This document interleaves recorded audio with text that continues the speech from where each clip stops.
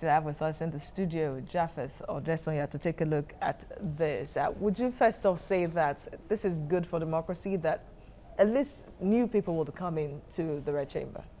It's as good as bad. Ah. Well, when you talk about the legislative harm, in all honesty, the older they are, the better they become in an ideal democracy. Okay. Well, given our experience here, where it's still all about help me, I help you, help people around you, poverty alleviation, Well, it's sad that the highest lawmaking body in the bicameral is that's the uppermost, the Senate. We have seen what looks like the era of Gaius Julius Caesar.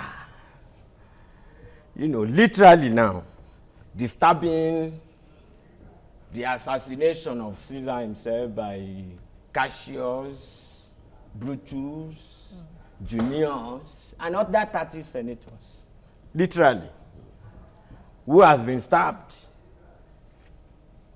There are victims. Some of them will not be able to return. That is stabbing. That is literally assassination. They have been put, a stop has been put to their political ambition. But some willingly decided not to contest. About 19 or 16, fine, It might also be some form of miscalculation, I'm not very sure of David Mark. I really would like to know if Baba is coming back. No, he's not. He's not. In fact, from that senatorial district, the former Minister of Internal Affairs, Abamoro, got the ticket for the party in his zone. The immigration man. Interesting.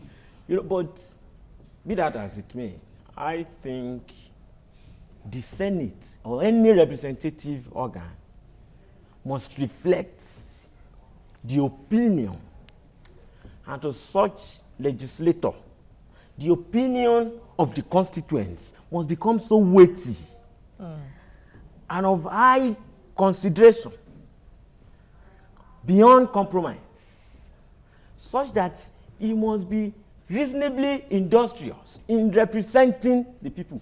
I have not seen that.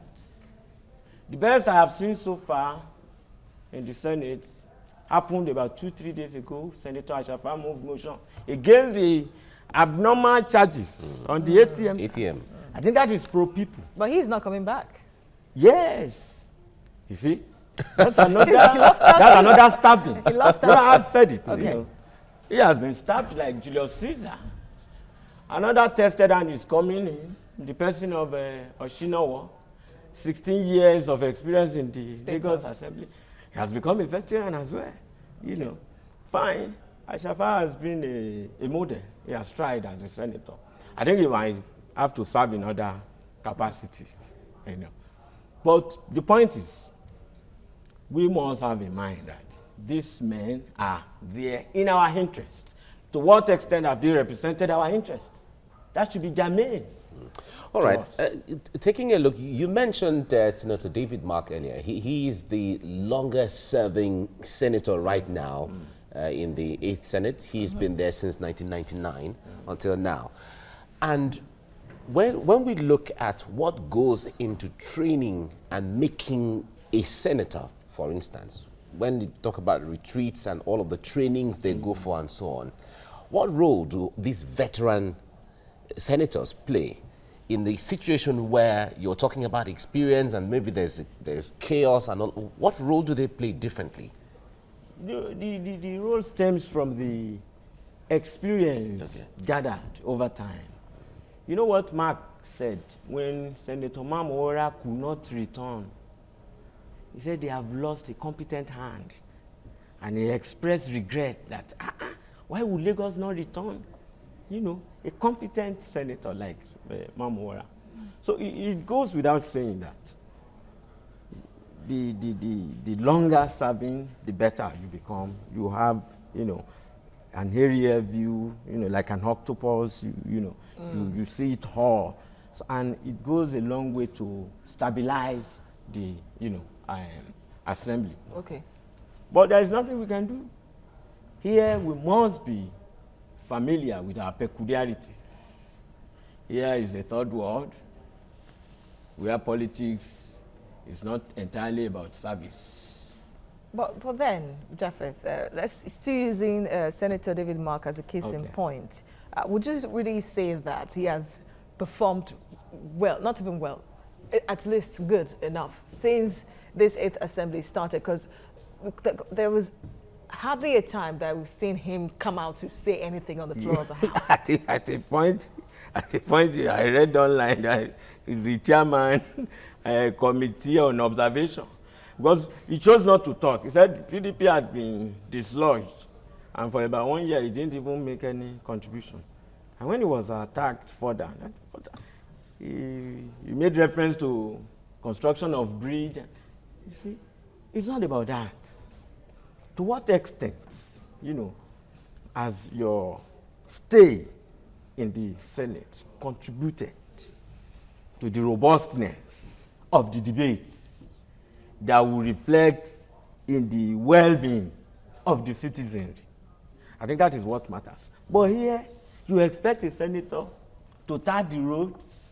You expect a senator to distribute marijuana, keke napep, grinding machines. Grinding machines. Even aircraft, if possible.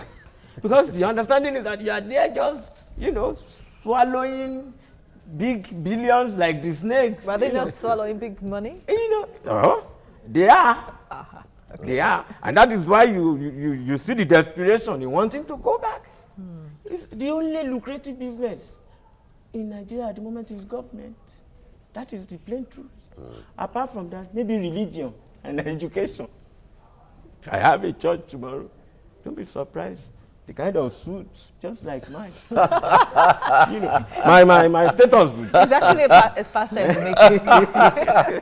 All right, now let's come back to, you just made a statement now that the people always and often expect so much from their senators. In fact, they expect that the senators will provide infrastructural development just as the governor or the president will perform.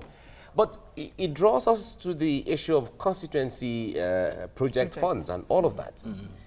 Now, a lot of Nigerians have said that they have not seen any justification for those funds that they call constituency project, as the case may be. So, what are your concerns from that window when the people are expecting so much and then the senators are saying, well, originally I'm not the chief executive, so by law I'm not supposed to be the one to provide this and provide that. Brilliant. Lord Acton, erudite scholar in political science, said, what politics must seek to discover is what government ought to prescribe. What government ought to prescribe and not what government prescribe. And takes us back to the issue of ethics, that branch that investigates moral conduct as to the rightness or wrongness of our conduct. Good enough, they have a committee on ethics in the assemblies. The people have the right to know. And I tell you, are they doing the right thing? Are they justifying this huge amount being spent on them?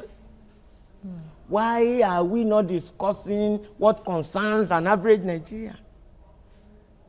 Why would the senators and Buhari and be at loggerheads?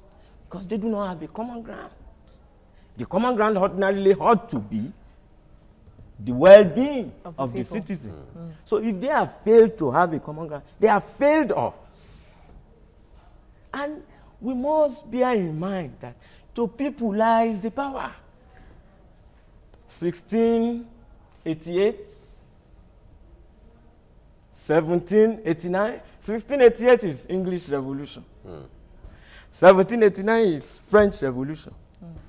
1917, Russian Revolution. Just a few years back, 1949, Chinese Revolution. Those countries that I have mentioned, go and check them out. So until the people themselves take their destinies into their hands. That is what I advocate anywhere. Power is never served like art. And the Arab Spring Revolution is the last one. Beautiful. No benevolence from any government. If there is no sanction, man is the savagest of all animals. If left unfettered, if you don't check man, he misbehaves. So there must be sanctions as to guide our conduct. And that is the essence of law. And the end of law. Isn't that why we have the institutions, of course, checks and balances, really, and in a standard democratic setting, they are supposed to check one another, the executive, legislature, and the judiciary in a standard setting. Now, let's look at governors now, turning the Senate to a retirement home.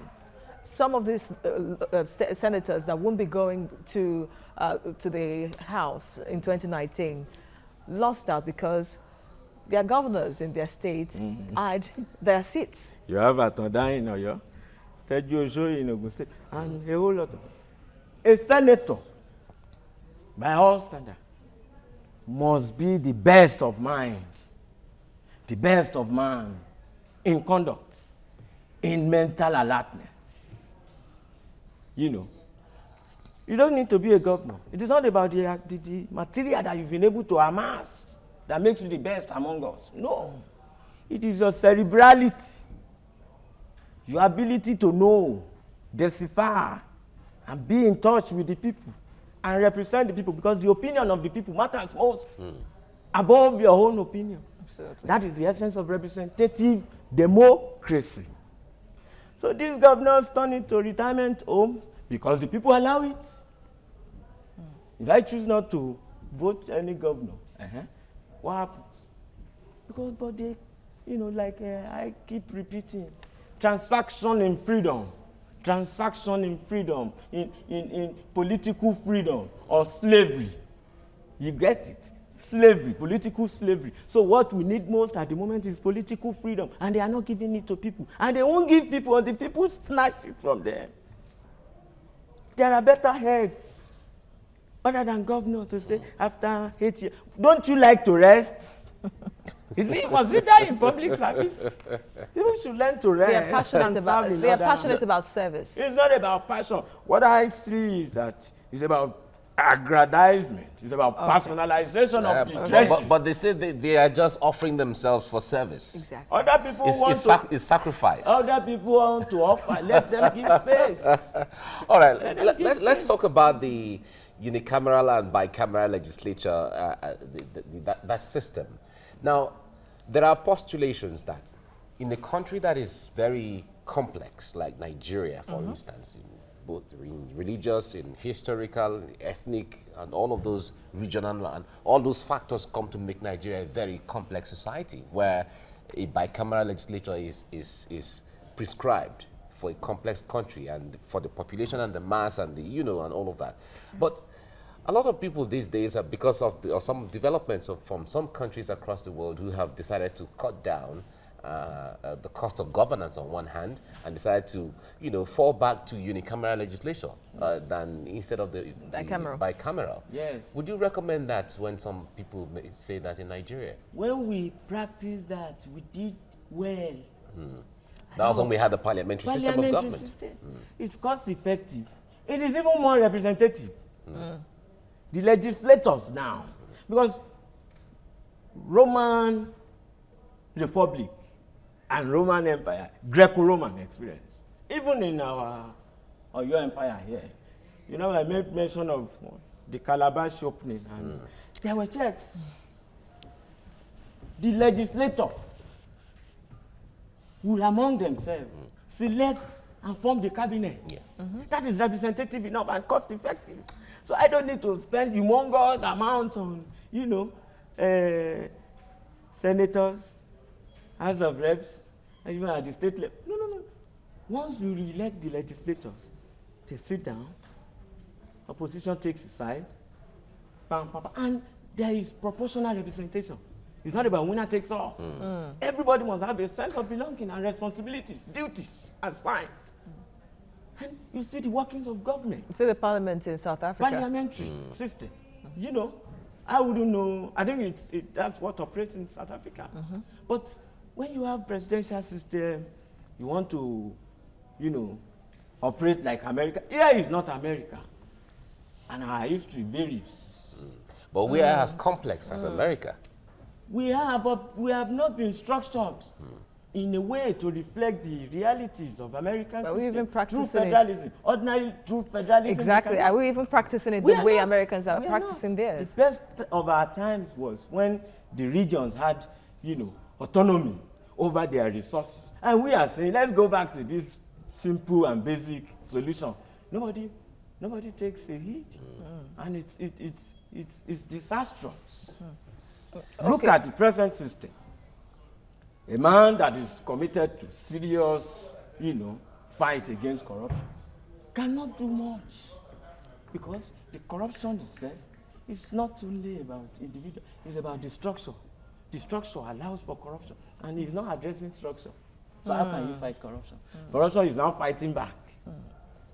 That's why they say the corruption in the country is somehow an Hunger. institution on its own. There is hunger in the land. So it seems that poverty is playing a lot of role, and it has been weaponized somehow to make sure that the people that have the power don't even know how to use the power to demand for what they want. When hunger gets to a stage, it leads to insanity.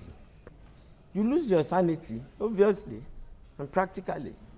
Just mildly put, a hungry man is an angry man. That's it. I laugh over the present situation in Nigeria. Honestly, I don't need to mention it. Nigerians do not even know who is helping them. And where is the regime that can help them? They cannot justify any longer.